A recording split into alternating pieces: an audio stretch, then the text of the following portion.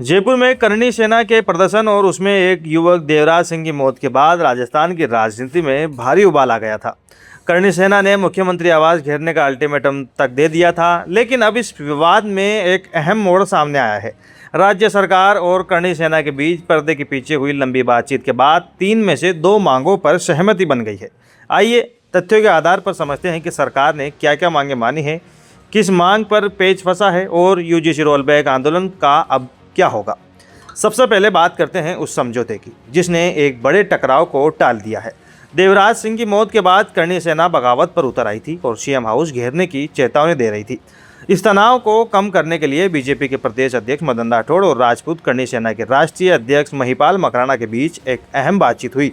इस बैठक के बाद सरकार ने करणी सेना की 2 प्रमुख मांगें मान ली है। सरकार मृतक देवराज सिंह के परिवार को 21 लाख रुपए की आर्थिक सहायता देगी। इसके साथ ही परिवार के एक सदस्यों को संविदा के आधार पर सरकारी नौकरी देने का भरोसा भी दिया गया है। इन मांगों पर सहमति बनने के बाद टकराव की स्थिति काफ़ी हद तक कम हो गई है, लेकिन इस समझौते में एक पेच अभी भी फंसा हुआ है। करणी सेना की तीसरी मांग प्रदर्शन के दौरान हुए लाठीचार्ज और वाटर कैनन के लिए जिम्मेदार पुलिस अधिकारियों के खिलाफ सख्त से सख्त कार्रवाई से जुड़ी थी। इस मांग पर सरकार की ओर से कोई स्पष्ट आश्वासन या तत्काल कार्रवाई का वादा नहीं किया गया है। सरकार ने स्पष्ट किया है कि पूरे मामले की विधिवत जांच करवाई जाएगी। यदि जांच प्रक्रिया में किसी अधिकारी की जिम्मेदारी तय होती है तो पर्याप्त सबूत मिलते हैं तो नियमानुसार आगे की कार्रवाई की जाएगी। फिलहाल सभी की निगाहें इस जाँच रिपोर्ट पर टिकी है। युवक की मौत को लेकर भले ही विवाद शांत हो गया हो, लेकिन करणी सेना का मूल आंदोलन खत्म नहीं हुआ है। राष्ट्रीय अध्यक्ष महिपाल मकराना ने बैठक के बाद साफ कर दिया है कि यूजीसी रोलबैक को लेकर चल रहा उनका आंदोलन जारी रहेगा। उन्होंने स्पष्ट किया कि ये मुद्दा बिल्कुल अलग है और उनका संगठन पहले की तरह इसके खिलाफ अपनी आवाज़ उठाता रहेगा।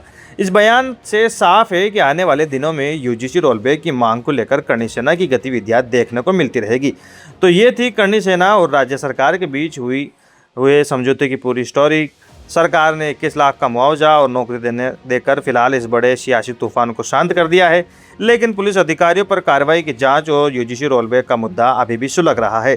एक जागरूक दर्शक के तौर पर आप सरकार के इस कदम और करणी सेना के रुख को किस तरह देखते हैं, अपनी राय कमेंट बॉक्स में जरूर बताइएगा। राजस्थान की तमाम खबरों से अपडेट रहने के लिए सब्सक्राइब करें हमारा चैनल रॉयल पत्रिका। जय हिंद।